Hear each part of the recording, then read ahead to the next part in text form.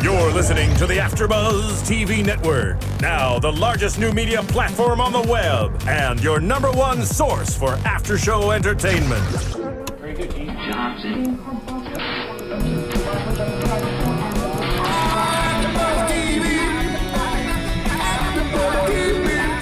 From the AFTERBUZZ Studios in Los Angeles, California, presented by Maria Menounos and streaming live thanks to Akamai Technologies, this is AFTERBUZZ TV's Maron After Show. We'll break down tonight's episode and get you all the latest news and gossip. And now, another post-game wrap-up show for your favorite TV show. It's AFTERBUZZ TV's Maron After Show. Hey there, Maron fans. What's up? You're here at AFTERBUZZ TV. As you can hear, we're listening to the Walking Dead music because this is Maron Season 2, Episode 1, Talking Dead. I'm Matt Lieberman, and joining me on the panel this season, fantastic and talented Mr. J.B. Zimmerman is here. Thank you, sir. And Mr. Steve Kaufmann is here. Thank you so much for having me on the chat show. Yeah, it's going to be a fun chat show. With very little sniping and acrimony. Stephen Lemieux, our engineer in the booth. Thank you, Stephen. Thank you, sir. Yeah. So before we get started, I just want to talk really quickly about a TV show from our founders here at AFTERBUZZ TV. If you're new to AFTERBUZZ TV, or if you've been listening to us for a while, you may be aware, of course, of Maria Menounos and Kevin Undergaro, who are fantastic founders of AFTERBUZZ. They built this platform for us. We're very, very grateful to them. And they have a reality show out right now on Oxygen. It's called Chasing Maria Menounos. It airs Tuesdays at 10 p.m. It's a really great show. I'm not an unscripted guy. I don't really watch reality TV, but honestly, somehow they melted my cold heart. I love watching their family. I love watching them as a couple. It's a very intimate show, and I feel like I've gotten my money's worth. I don't know how you guys feel about unscripted shows, but for me, I'm mildly addicted. I'm not gonna lie. So if you want to watch that show, it really helps us here. Getting a season 2 for that show will only help build our credibility over here at AFTERBUZZ. AFTERBUZZ, of course, plays a role on the show. It's an opportunity, if you are an AFTERBUZZ fan, to see your favorite AFTERBUZZers on the small screen. So, watch Chasing Maria Menounos Tuesdays at 10 p.m. on Oxygen, or you can buy it on iTunes or Amazon. All right, without that out of the way, let's talk about Maron. I loved the first season. I'm a big fan of WTF, of course, his podcast. Ever since I became aware of Marc Maron, of 4 or 5 years ago, I've just greatly enjoyed watching him become more and more a part of mainstream culture. And Pete Holmes always calls him like our comedy dad, and I know we're all kind of comedy guys, and on some level, I understand it, just because he's grumpy, he's crotchety, he's that part of ourselves that we greedily admit to on stage but try to hide in real life. And right. I really appreciate watching the guy work. It's a real pleasure. What did you guys think of this episode? Absolutely, I love the episode. Just to piggyback on that for a second, Marc, as a person, comedian, I really respect how he can just stay so true to who he is. I mean, he sort of mentions that in the episode, never really breaking character or getting Hollywood sort of playing to his fans or anybody, and that's sort of a rare thing, that he can be genuine and still sort of find success that way. Yeah. What do you think, Steve? As someone who also isn't that big a fan of Walking Dead, this episode really spoke to me. It was like, oh, he went on The Talking Dead not knowing anything about The Walking Dead. That's pretty priceless. And he took it down a peg. A little bit. I mean, it's like, okay, I get it. I know I have to watch The Walking Dead, but I tried. I got into the second season. I was bored to tears. Bored to tears. Second episode, couldn't... I was like, why are they still... I don't like these people. I know. Most of them are shitty people. In any case, if Marc Maron were listening to this podcast, and I'm not going to say that he ever would, he would have turned it off the moment I said Pete Holmes. I said Pete Holmes within 5 minutes of starting this show, and I feel like that would greatly piss him off. But let's talk about the episode more in depth. One of my favorite elements of the back half of the first season is this growing relationship with Jen. I like seeing Marc tested. He's somebody who's testing all the people around him in his life by being difficult. Having someone who has some power over him, who is able to get under his skin, I think is a really, really smart thing to do on this kind of a show, because he can't be in charge all the time. We need to see him uncomfortable. We need to see him out of his element. So, you know, now he's got to meet her father. He's twice her age. And I'm wondering how much of this episode is, you know, drawn from life, because, of course, the Jen character is based on Marc's now ex-girlfriend, who was a fan, who had, you know, sent him this photo, and then they started dating, and then he thought she was crazy, and they got back together. You know, what did you guys think about how they are now that she's moved in? I mean, they definitely left a cliffhanger at the end of last season. Sort of, you know, how do you continue a real relationship with someone you met that way? And that's sort of an interesting thing he explores. I love how he sort of writes the show after stuff that happens to him in real life, because it's so much more real that way. You know, there's not a whole lot of good ways I see it ending, especially not at all. She's in essence a stalker that just was attractive enough for him to get past that and, you know, entertain a real relationship, which they may have had, but, you know, it's only a matter of time before. Well, how much of this is denial? I mean, I feel it when he's talking to that jewelry dealer. Like, he says like everything's good, but do we really feel like it's good? I don't know. I don't think that, but there's a bit of shadiness to Jen. Even like, I remember, was it the last episode or the second to last episode of the last season, where there were those two creepy guys who just kept asking Marc all these questions, and no, bro, you should just go home. You should just go home. And I think there's something about them that there's a weird past to her that's gonna come back. Right. Well, she's manipulative. Yeah. Right. You know, she understatement of the year. She weaseled her way into living with him, and, you know, like, she's beautiful and she's energetic. She brings a life to his home that I imagine hasn't been there in many, many years. It's weird talking about this, because I'm like, I know we're talking about show Marc, but it's also real Marc. True. But, you know, it's gotta be incredibly captivating and exciting to have someone like that around, even when they drive you nuts and are potentially dangerous. True. I mean, I get what you're saying. There's a lot of very obvious red flags. I mean, the hoarding thing, the fact that they always break out in fights. The whole way that they met really is off-putting. Her and her dad aren't close and are pretty contentious. What's that story there? That's exactly. Her dad just said that they haven't heard from her in months. She just dropped off the map, and he seems like a relatively reasonable dude. Right. He went in for the hug. She was not into it. You know, and unless there's some serious abuse going on in that family, and it very well may be that that's the case, you know, there doesn't really seem to be much call for her behavior. Right. But at the same time, there's something kind of irresistible about her, and I get why he's willing to ignore these things, at least in the short term. You know, he says he maybe has never loved anyone as much as he's loved her. I don't know if I buy it. Fair enough. Yeah. There's an old thing that we talked about back in college. Excuse me for any sexist remarks which may occur. None intention. There's a crazy hot girl scale. It's from How I Met Your Mother. Right, exactly. Yeah. Thank you. So you're aware of the scale. Oh yeah, no. There's the x-axis. The x-axis is crazy, and the y-axis is hot, and there's a line that goes evenly between the two. And if they are hotter than they are crazy, then you're winning. Absolutely. That's the scale. I would say that extends not just to women, but I would say that it would extend to men too. Oh, definitely. Yeah. Because I think the more attractive you are in life, you get a wildly, you know, out of touch version of the world, because people just either treat you better or treat you more like meat, or both. Well, yeah, I mean, any aspect of attractiveness, I feel like, can go on that scale, and it's more about a balance of their personality types. I mean, what do you like about them? Does that outweigh what you don't like about them? Right.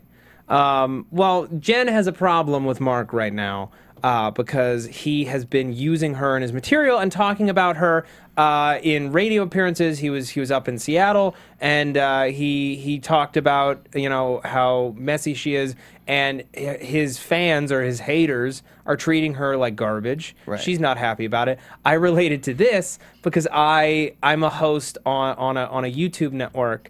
and I revealed more about my relationship with my girlfriend than I should have, and she was really, really upset. And I feel like I can only get away with talking about this on here because I doubt that she's going to listen to the Maron podcast. Nothing against the show. It's just she doesn't watch it. But I gave away this one really dumb element of our sex life, which was that I'm not going to repeat it, but basically it's like she's not going to listen to this podcast. Right. But basically we have a voice. A funny voice for my dick that I think is hysterical, and she was really upset that I shared that with strangers. Just because if I ever become a thing, eventually someone's going to bring that back to her and judge her for it, and I don't think that that's true, but I understand the concern. No, I do the voice. It's 100%. But that's my point. It's 100% my thing that I do. My dumb thing that I do, she likes, but it was a private joke, so that maybe that's too far. Yeah. I understand the reasons why a spouse of a comedian would not want to be involved in their public life, because then you get dragged into the dirt of it when people don't like your comedian spouse. Right. They might not like you either, or if they do like them and they're crazy, maybe they'll denigrate you or try to find you or some crazy stuff like that. But at the same time, right, that's your life. Your life is with them. They're generating material all the time. To deny a comedian that material is kind of egregious. Right. I mean, it's sort of a double-edged sword. You can't really win either way. I mean, on one hand, being a comedian, that is what you do. I mean, your life is sharing that with people. I mean, especially a comedian like Maron, where it's very personal. Exactly. That's a particular type of comedy where there are comedians who are more jokey. Like she said, why don't you be like Conan? You very rarely hear Conan talk about his wife, or it's about the news and it's about everything. And Maron is all observational humor, and he needs that. So, I mean, to say he can't do that, I think would be incorrect, and you have to love him for who he is. Right, but let me ask you, if you were in his position and your significant other was like, no more jokes, could you handle it? If I was Marc Maron, I don't think I would. I think I would go the same route as Sarah Silverman said. The joke is more important, just because not necessarily that joke, right? But his career, his dream, everything that makes him him is doing that, and so to sort of push that away, I guess, would be denying a part of yourself. What do you think, Steve? I actually agree that there's no way, especially Marc Maron, can get away with just not having his personal life involved in his act. Right. That said, there doesn't seem to be much of a filter on that character. It's But there's still common sense when it comes to what bits to choose or how to portray your spouse. I mean, granted, yes, she's messy, yes, she's difficult, but there's a way to present that material, I think, without outright making her look like a slob. Maybe it's not the first joke that comes to mind. It's maybe not the most raw thing that you can say, but I feel like there is a position somewhere between the absolute no and the absolute yes.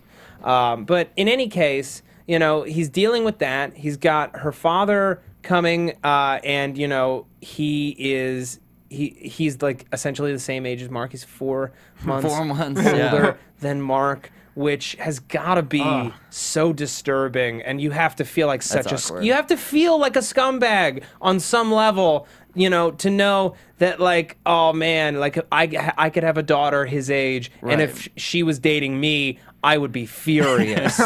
I think we can all unanimously agree that as men, if we were to have a daughter, that's the last thing we would want. Right. Well, I mean, the last thing we'd want would be I guess there's varying degrees. The pole or the corner. Yeah, the corner, the pole, and then maybe people Marc Maron's age. Exactly, but it's up there. Is the main it's way up there. And this guy has no bearing on whether or not the relationship could be healthy at all, because she's been out of sight for 6 months. Right. She just disappeared. So, he obviously has got to be walking into the situation expecting the worst, that Maron is some creep who's, like feeding into some kind of sick sex fantasy. Like, I don't know. But as a viewer, this is a lot of fun.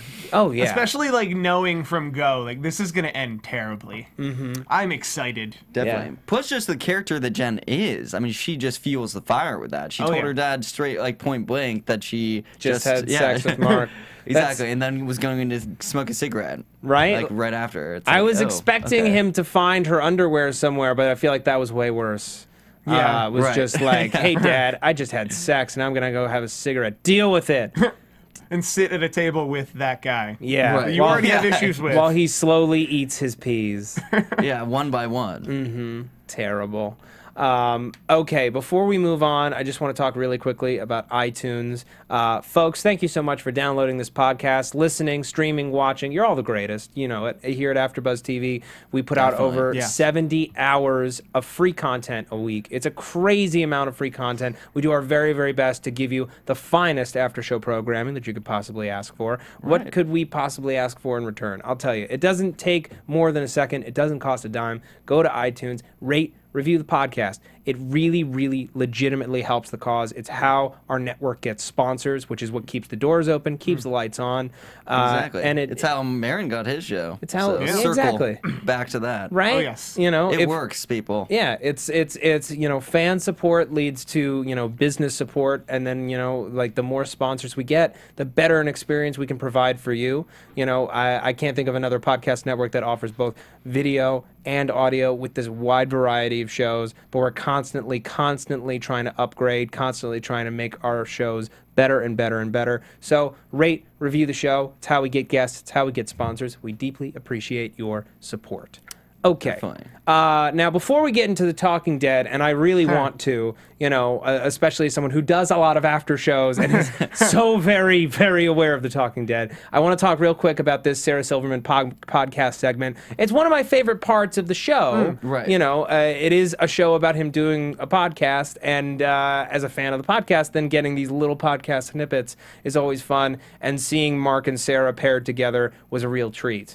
Did you guys have fun with this scene? What'd you think? I definitely agree. I had a lot of fun with the scene. Love Sarah Silverman. I think their banter was really spot on. I mean, it's sort of nice that he can have this format allowing him to have all these cameos. I think that makes the show very unique and sort of fits all back into the whole thing. I mean, it's the podcast that made the show about the podcast. So again, it's just more of a circle. And I love how they kind of all fit together. Right. And it's also, Marc is the kind of guy who is going to ask all the people in his life and ask very publicly, for advice on, his various problems, relationship problems. He's talking about this Jen thing. He's talking about this Talking Dead thing. I really thought that Sarah's advice was both, funny and very, very true. Is that, like, on some level, if you are a comedian, I think you're a comedian first. You're a comedian first, you're a partner second, and that's something that you and your partner are just gonna have to deal with. And if they do have a skinny dick, it will come up. Period. That's just a fact. I gave my dick a voice, and no matter how private it feels, it must come up because it's effing weird. Now, did you give it a voice while you were with her, or did it already have a voice? No. It's a fresh voice. Okay. It's a fresh take on the dick mythology it's a voice. that had been previously established. No, it was like some weird thing that happened in the moment. Okay. And then just kind of blossomed into a beautiful bit. But it was definitely canon. Yeah. Was It's canon. No, there's no my dick extended universe. Okay, it's all from the source. Great. Yeah. So. Marc's agent has gotten him this appearance on The Talking Dead. Things have been going very, very well for him. The podcast is taking off. He's getting better and better bookings, and now people in television are starting to pay a little attention. So it's time to get on TV, have some good appearances, to potentially get this FX holding deal. And the one show that he's able to get on is The Talking Dead, a recap show of a show he doesn't watch, hosted by Chris Hardwick, who he says has a grudge with him that goes back 20 years. And I know Chris Hardwick, I feel like, is someone who is divisive among comedy fans, you know, because he works a ton, he hosts a lot of shows. I found it funny that he insults Marc for coming from a podcast when he totally resuscitated his career with a podcast. You know, I have nothing but respect for the guy just because he works like a champ and just goes and goes and goes. But that's part of the reason he gets a lot of flack from people. Is that at the end of the day, he's on so many shows, you're just like, oh, Chris Hardwick everywhere. Right, but They're that's gonna like do a Mad Men thing with Chris Hardwick. They're not. I always thought they would. No, it doesn't have the same kind of after show crowd. I do the Mad Men after show here, actually. Really? Yeah. Well, kudos to that. It's a good show. Yeah. So you're like, so please don't No. please AMC don't do that. No. Yeah, that's my thing. No. Chris. But I think there's enough room in the world for the Talking Mad show and the Mad Men after show here on AfterBuzz. Hopefully, I don't know. Yeah. But one of my favorite things about this whole sequence is bringing Michael Ian Black into it, and he and Marc have this in real life, this long-standing, like kind of fake, kind of not feud. Like they're like in public, they're always kind of like hilariously horrible to each other. But I feel like there's a nugget of love deep in there. Definitely, I think there's a mutual respect because they both can continue that bickering. And that segment where they just went at it when he first came into the room was hilarious. So that was my favorite part of the whole show. Yeah. It was a great episode, but that scene was just perfect. My favorite part of the whole show, and it's such a dumb little thing, is when Chris Hardwick is introing Michael Ian Black, and he says he was on The States. Oh yes. Which is a mangling of The State, which is the classic MTV sketch show that birthed his career, and a dozen others: Thomas Lennon, Ben Garant, and Kerry Kenny, and Joe Latruglio, among others, David Wayne, Michael Showalter. I could just name the whole cast of The State right now, but I won't. Kevin Allison, Michael Patrick Jan. I'm missing one. I'll remember it later. Totally. I'm missing two. I love the fact that how he introduced Michael Ian Black and just gave him the epic intro. Right, author, Twitter personality, Twitter icon, hero icon, hero to millions, and Marc Maron, who has a podcast. And then this like grim, set face. He's just like I will make sure that this is the worst day of your life, just Marc Maron. mean mugging him the whole time. Just gave him the death stare. Yeah, it's delightful seeing a guy who's as like purportedly nice and charming as Chris Hardwick be such an ass. And you can just tell he's having a ball with it. Absolutely. I love when celebrities can kind of poke fun at themselves. I think it makes them a lot more likable as a person when they can do that type of acting and sort of steal away the sort of criticism that other fans might be saying. And in this case, play what it's been said about them. Absolutely, absolutely. That just by nature of doing so many things and having so many haters, Chris Hardwick has that level of, I don't think he's a nice guy, like in real life. Right. Or like I could totally imagine that he isn't, you know, but I've heard that he is. I've heard he's great. I've been on At Midnight a couple times. He seems nice. Oh. You have? Really? Not on the show. I've seen At Midnight. What? That's completely different. You watched it? Whoa. Listen, I've been in the studio audience. I've been on Mad Men for the last 7 seasons. And by on, I mean I watched it. Who are you? I go to the taping. Okay. Like I'm physically there. Gotcha. Mainly to get the hashtag before everyone else. Of course. That's smart. That's a pro tip. That's a pro tip. Yeah.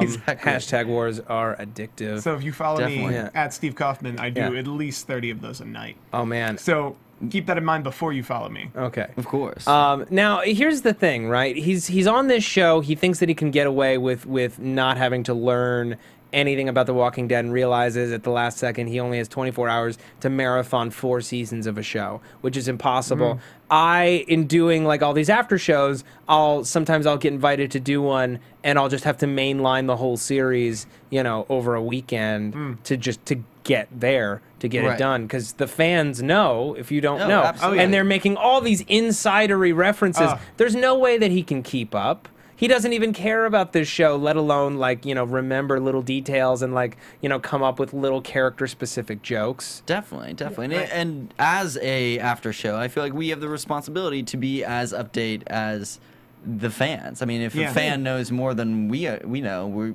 letting them down. You know, they want you to be an expert. Exactly. And exactly. if you're doing one that's on TV, you better be an expert. Oh yeah, Definitely, not be Marilyn Manson. Right. Because that was the historic one. That Marilyn Manson was on The Talking Dead, and he was just completely flat. Oh really? Didn't know the show. Like Hardwick talks about it a lot on his podcast. But it's just like so disappointing. It was so bad. Yeah. And he had to like rally everyone on Twitter. Next week it's gonna be so good. We have Yvette Nicole Brown, who's on Community, and then we have CM Punk. He's a wrestler.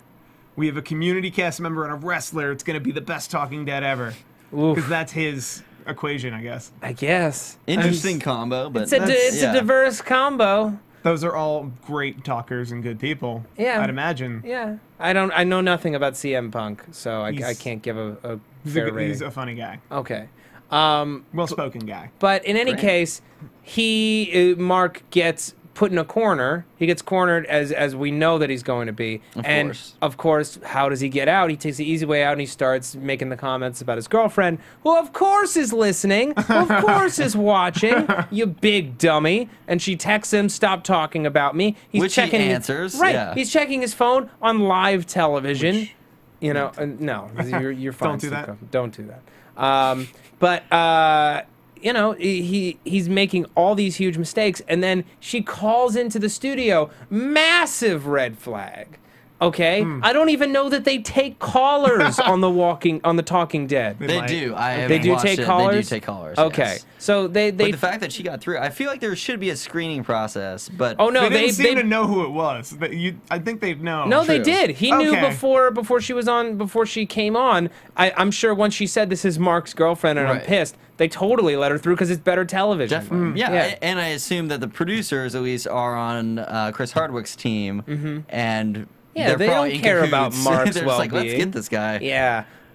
And then just like he just gets reduced to just sludge. Poor Mark. Like she just tears him a new one. And she's like, "Don't come home." To his own house. You know. Damn, man. Yeah, it was a tough brutal. break. It was a tough break for sure. Brutal. Anything else you guys want to talk about from this episode? I feel like we kind of, ran the gamut. Yeah. Definitely. I just really enjoyed for a first episode to sort of have that crossover with shows. Not just in this show that was obviously about Talking Dead, but Marc Maron has been doing the rounds to publicize his new season, and he was on Chris Hardwick's other show, At Midnight. And that was actually a real thing. Obviously, this was fictionalized for Maron's show. The At Midnight was pretty good. And they How'd he do? Did he win? Close. He got second. Okay. Natasha Leggero took the crown. Wins that show all the time. Yeah, she's a regular, brutal. for sure. But it was a funny kind of tribute to the jokes that it seems like they have a mutual respect with each other, and again, that they were acting more than. Well, they're both heavily involved in the podcast community, and in they're trying to. There was this whole terrible lawsuit of this guy who said that he invented podcasts before digital, when everything was analog, and he was trying to say that all of these people who were making podcasts were stealing his idea. Did he invented recorded audio? Yeah, that's what he's essentially alleging. I invented iTunes. Did he invent the RSS feed before the internet? Right. Send me a link on that. I'm really curious. It was Mark was mentioning it on some podcasts a while back. And I'll try to find some more information. Adam Carolla actually has a Kickstarter and things ready for people to donate to the fund to fight it, because apparently the people who he has gone after so far have been lazy enough that they just settle out with him. Really? So now he has a history of winning court battles, and now they're just kind of like, guys, we need to we need to just on the side of that's Yeah, Okay. man. That makes sense. Yeah. We got to be on the side of right. So we'll all tweet out the link Yes, to that Kickstarter, definitely. and let's all support the cause. All right, folks, it's time for predictions. Oh, yes. And now, You like your the seizure lights, AfterBuzz Steve TV predictions. The seizure lights are half the reason to come into the studio. Pretty much. Yeah. All right. So, what are we thinking? How do we feel? What do we think is coming up this season? Next episode. Obviously, I think that this relationship with Jen is only getting more and more complicated. I don't know that it's going to last this season. I'm going to say that by the end of the season, they're kaputski. True. Well, I mean, because his show follows so closely with his life, and the fact that we know They now broke up in they real broke life. up, I can't see him dragging it on for too long. I mean, it is a compelling storyline because it creates a lot of conflict and places to go, but I'm pretty sure this season we'll see the end of old Jen. I'm going to say midway through this season, we're going to see the end of Jen. Okay. And then I would assume, only because they're mirroring Marc Maron's actual life, that the Talking Dead segment, regardless of how bad it was, is going to move his career forward. So we're going to see him in a lot more awkward situations on television, which will probably be awesome. Would love that. Maybe we'll see a parallel of how he got his sitcom on IFC. Oh, yeah. Right. And maybe that's the end game of the season. Who knows? In any case, I'm sure we're in for a lot of great laughs over the course of the season. I, for Definitely. one, am definitely Definitely. excited, and I hope you all stick with us all season long. Now, JB, where can the people find you on the internet? They can find me at JB_Zimmerman on Twitter and Instagram. And Steve? You can find me at Steve Kaufmann with a V, Kaufmann. All right. Or like Andy, one more N. Okay, great. And if you want to find me on Twitter, and I imagine that you do, you can find me at Matt Lieberman. That's MattLieberman. You can also find all my videos for AfterBuzz TV, SourceFed, and my sketches and personal vlogs on my YouTube channel, youtube.com/Matthew D. Lieberman. I want to thank everyone for joining us, downloading, watching, listening, Definitely. streaming. Absolutely, guys. You're all the best. We'll see you next week. Good night. From executive producers Maria Menounos, Kevin Undergaro, Phil Svitek, and the entire AfterBuzz TV staff, we would like to thank you for listening to the AfterBuzz TV network. To watch or listen to other after shows and post comments or questions, be sure to visit AfterBuzzTV.com. I'm Sir Richard Wentworth, and this has been a presentation of AfterBuzz TV. Buzz you later. The views expressed herein are those of the hosts only and do not necessarily reflect the views of AfterBuzz TV or its owners or principals. Thank you for watching AfterBuzz TV on YouTube. For more of your favorite after shows and interviews, subscribe to our channel here, and be sure to share your opinion on the episode in the comment section below here. We'd love to see what you guys are buzzing about. Thanks again. Buzz you later.